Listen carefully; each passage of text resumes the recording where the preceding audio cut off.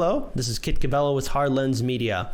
From time to time, we've interviewed activists and community organizers trying to, create change and build a better future. This is the one thing that Hard Lens Media has always done, especially in our early days where we talk to a lot of activists. And, the thing is, fighting for a better future and at least bring awareness to the current political situation that's in this country takes a lot of work and a lot of manpower and hours. And there's a lot of people making sure that their voices are being heard. And today we have a very special interview with a guest. Sir, for our viewers and subscribers, could you please introduce yourself to them and tell us a little bit about your organization?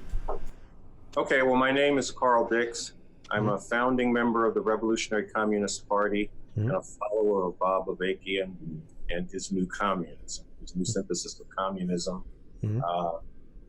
And look, we are a revolutionary communist party because humanity needs revolution. When you look at this country and around the world, you see unspeakable horrors being visited on people. Children in Yemen being bombed into starvation. Immigrants on the US-Mexico border being thrown in concentration camps, which are really concentration camps, and much, much more. But the other thing about this is that this is unnecessary suffering. It's only happening because of the nature of the capitalist imperialist system, the very way that it works. And it can be stopped through revolution. And that's what the Revolutionary Communist Party is all about. I'm also a part of the National Get Organized for an Actual Revolution tour. And there's 15 to 20 of us. And we are going across the country spreading the message that this system cannot be reformed. It must be overthrown. We started out in Los Angeles earlier in the year. We're now in Chicago, coming towards the end of a leg here. We're going to New York and the East Coast. And then we've made side trips to San Diego, to the San Francisco Bay Area, to Sacramento, to Memphis, to Washington, D.C., because people need to know that these horrors that are happening are not necessary. They can be gotten rid of, and then they need to know how that could happen. And we also bring to them the work that Bob Avakian has done to take the science of revolution, which is communism, to a place it's never been before. Right. Now, that's what we're about and working on. Now, of course, there's always going to be pushback, especially when media, for example, hears the word communism or democratic socialism. Bernie Sanders himself, as a candidate, has been smeared by that, and there's always the corporate media smear towards anyone who wants to bring about change. So, as an organization, how do you really deal with, I guess, the media coverage of of the events you guys do, as well as your tour? And I know quite recently in Chicago, your organization actually helped even shut down a portion of Lakeshore Drive. So let's actually talk about how the media actually would really respond to like a statement of we need to have a straight up revolution. Can you explain details about that? Well, it's actually more than just the media coverage, because a lot of people have bought the conventional wisdom that revolution is not possible. The system is too powerful. The people are too messed up.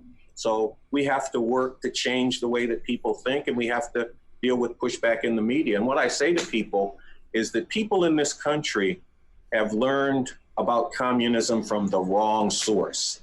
They learn about it from the capitalist imperialist rulers of this country who know that communism is the end of their system. That's like learning about slavery from Confederate generals. You ain't going to get the straight dope. And we try to tell them the straight dope. We try to tell them, here's what communism is. It's a totally different economic system, a totally different political system. And in its refashioning by Bob Avakian, we go for the truth, no matter what that truth is, whether it's popular or unpopular, even where the truth reacts badly on the history of the communist movement. We still go for that truth, because without going for the truth, you can't transform reality and get humanity free. So we that's how we go about it. That's how we work at it. And we tell people, communism, that's the all the way answer to the problems of capitalism.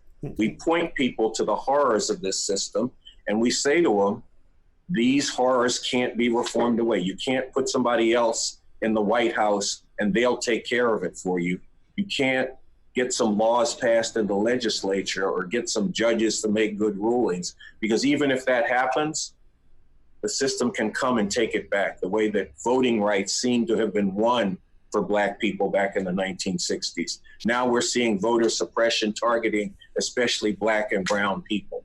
You know, and we could go across the board on this, the right of a woman to get to determine what happens with her own body and choose to have an abortion. Right. That was one in the 1970s. And now a looming takeaway of that right, which is being chipped away at every day. They're looming at taking it all the way away. So we got to get rid of this system. All right. So now, of course, there's a lot of organizations that are trying to reform the system, trying to bring about social change. There's like DSA, Our Revolution, Justice Democrats, Brand New Congress, the People's Party movement. Now, of course, they're trying to help reform the system and also get more people involved. But with your organization, you're talking about having just a straight up revolutionary change. But is there any aspects of seeing how these other groups are trying to get about change and actually successfully, you know, getting people into office? Take, for example, AOC, or even Bernie Sanders getting his message out there to other potential voters that, you know, things can be changed, especially within. Or perhaps there will be eventual change and overthrow, but is that the only main option? Well, look, we say to people, this system can't be reformed, and we mean that, and we will break it down and get into it. The leader of our party, Bob Avakian, has done a speech that's titled Why We Need an Actual Revolution and How We Can Really Make Revolution. This speech is available online at the website revcom.us, and he breaks it down. He takes the way the system attacks Black people, the way it attacks women, what it's doing to the immigrants, the wars for empire, the destruction of the planet, and he shows how all of that is rooted in the very way this system works. So then what that means is even people who go into it wanting to get rid of those horrors, once they get in, they find that they can't do it. And these days, we hear a lot of, well, Sanders is a socialist. He's going to take care of it. Well, no, he's not. You know, and Bernie Sanders' socialism is really a redivision of the spoils of empire, that there's inequality in how the spoils of the U.S., which are drawn from exploiting and plundering the whole world, are being unequally divided. Well, we don't want an equal division of the spoils of empire. We want an end to the empire, because if you just redivide the spoils here, that means the great majority of humanity continues to get exploited, plundered, and suppressed all around the world. And we're not just looking at how can we do things better for this country. In fact, our leader, Bob Avakian, says humanity comes first, internationalism. Right. So then let's also deal with another aspect, and that's neoliberalism. It's one of the main foundations of this current corrupt system that we have, why both parties are basically bought and sold, thanks to Citizens United and McCutcheon's decision. But when you look at the idea of neoliberalism, how do you really address it due to the fact that it has a lot of political infrastructure, not only at the federal level, but at the state level, to where we have corrupt politicians all around? What will it really take to get people to get actively involved? Because for the most part, a lot of Americans are working 2 or 3 jobs. They're concerned with their student loans. They have probably dealing with other personal issues such as medical bills. How do you really get a populace involved when, for a fact, in a long time, we have, you know, basically a lot of people uninterested in getting involved? Well, what we do is we got to show people what this system is and how it works, and that it works against their interest, and challenge people with the fact that it ain't going to be changed until you and people like you do get involved in the process of changing it. And real change requires a mass revolutionary movement. And that's what our tour is working on bringing into being. Right. We're crossing the country, working to mobilize and organize thousands of people right now into a movement for revolution. And that will mean that across the country, there'll be thousands of people acting in a unified way, moving things in the direction of revolution and impacting millions. That's why we went downtown and blocked part of Lakeshore Drive, because we felt that was the only way we could respond to what was being done to our immigrant sisters and brothers, that it wasn't enough to talk about how bad it is, that what they're doing. And these are really concentration camps. And people have to realize, some people say, oh, don't say that, it's disrespectful of the Jewish experience of the Holocaust. Well, no, it's learning the lessons of the Holocaust, because the Jews were in concentration camps for years before they were in death camps. And you have to recognize that progression and not let it happen again. And I have to salute here the Jewish activists in the group Never Again, who are taking that understanding and acting now to stop these concentration camps and blockading ICE offices. I got to give them props for that, because that's what people need to do. You know, and our approach to people who we have differences with is we say, okay, what would advance the interest of the revolution? We'll unite with that and stand with them. And then where people are doing things that would retard the advance of the revolution, then we have to criticize them. But these Jewish activists in Never Again are doing something that is very important for humanity. And I got to give them props for that. So that's our approach. So let's actually talk about this tour that you guys are doing right now. You're saying it's a nationwide tour. Essentially, what really led up to the idea of planning something like this? And how long do you plan on doing this tour? Are you visiting every single city, town, state all across the United States? What's the main overall objective and end goal for this tour? Well, the main overall objective is to spread the message. The system can't be reformed. It must be overthrown, to put the movement for revolution on the map and to organize thousands of people into that movement for revolution. Right now, we can't go to every city because we don't have the forces, but we do have the leadership for a revolution in Bob Avakian, the leader of the Revolutionary Communist Party, who's fashioned a new synthesis of communism. We have a strategy for making revolution, which is actually encapsulated in a pamphlet titled How We Can Win, How We Can Really Make Revolution. And it's also expounded on in that speech that I told you about by Bob Avakian, why we need an actual revolution and how we can really make revolution. And we've got a blueprint for a future society.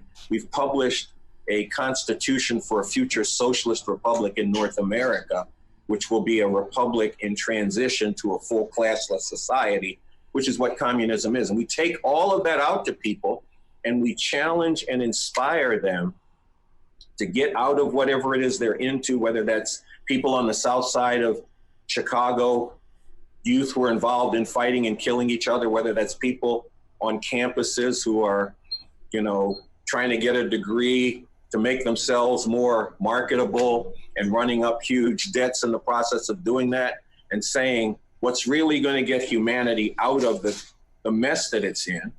And a lot of people see at least part of that mess. What's really going to take to stop that mess is a revolution. It's possible, it's necessary. We've got the leadership for it. We've got a strategy for it. What's missing is you and people like you. So we're working to involve people in it. Our tour here in Chicago is going to end up in about a week. In fact, we have a send-off plan for the National Get Organized for an Actual Revolution tour. This Saturday from 2 p.m. to 8 p.m., we're going to have a sidewalk party. The Revolution Club here in Chicago is going to throw a sidewalk party as a send-off for the National Revolution Tour. And that's going to be from 2 to 8 p.m. in front of the Revolution Club Organizing Center at 1857 East 71st Street between Bennett and Jeffrey. And we invite everybody who wants to check this revolution out, see if it's for real, come to that sidewalk party. We're going to have food, we're going to have music, spoken word, and we're going to let people know what this tour is all about. And then the other thing is we're doing a live stream, the National Revolution Tour is, Sunday at 4:30 Central Time, and people can connect into that by going on Facebook and searching for Tune Into RevCom, which is our social media handle. That's us on Facebook, Instagram, Twitter. Right. So now, as a political organization, of course, you're trying to build an infrastructure. Has there been any talk or attempt to actually perhaps potentially set up maybe someone to run for a local office, or maybe work in coalition with other groups? Take, for example, with DSA or Socialist Alternative, where both are respectively political organizations, but in turn have actually got people within their group elected at state level and even at U.S. federal level offices. Is there any kind of talk about doing something like that to build a political infrastructure to actually perhaps get much more of a larger message out? No, there definitely is not. We see that as what we call BEB, bourgeois, electoral, and since we're going on the air, BS. Mm-hmm. because you get into these offices, and this is the case whether you're talking about Republicans, whether you're talking about Democrats, or whether you're talking about independents, and even DSA, people like Bernie and Alexandria Ocasio-Cortez. You get into these positions and you are either working to keep people in the confines of the capitalist imperialist system, which actually works against their interest, or you're not going to be able to do anything because you're trying to go against that. And we've heard this thing about how people, once you get into the system, then you got the power to change things. And some people told us Obama was going to do that. In fact, some people told me they had made their revolution when they elected Barack Obama. And I said to those people, come back in 6 months and let's talk about the fact that the wars for empire, the killings of Black people by police, the attacks on women's rights, all of that is still going on. None of those people came back and talked to me. But if they had, and they were honest, they'd have to admit that the things that they didn't like under Bush were virtually all still going on under Obama. And the only thing that you got was a Black person fronting for the system that was messing you over. And it'll be the same thing if Bernie Sanders gets elected president. Then you'll have a socialist presiding over what the system does to you. Because this system can't be reformed. The very workings of it are what causes all these horrors. And until we get rid of it, in the only way possible, through revolution, humanity is going to suffer. When we go to people and we say, look, you got two choices. Either live with all this and damn future generations to the same or worse if they have any future at all, or make revolution. All right. And talk to people about the society that we can bring into being through revolution. Okay. Well, that's going to be your final note for our viewers and subscribers. If they want to learn more about your group, find out about you guys online, learn more about your tour, where can they find you on social media? Okay. On social media, we're on Facebook, Instagram, and Twitter at TuneIntoRevCom. And our website is also www.revcom.us. You can go there, check out the works of Bob Avakian. And actually some of his works, like the book Basics, which is a handbook for revolution, right over here on my left. You can get that through Amazon. All right. Well, thank you so much for joining Hard Lens Media. This is Kit. Peace, everyone. Let's all do what we can to build a better future. Thank you for having me on, Kit.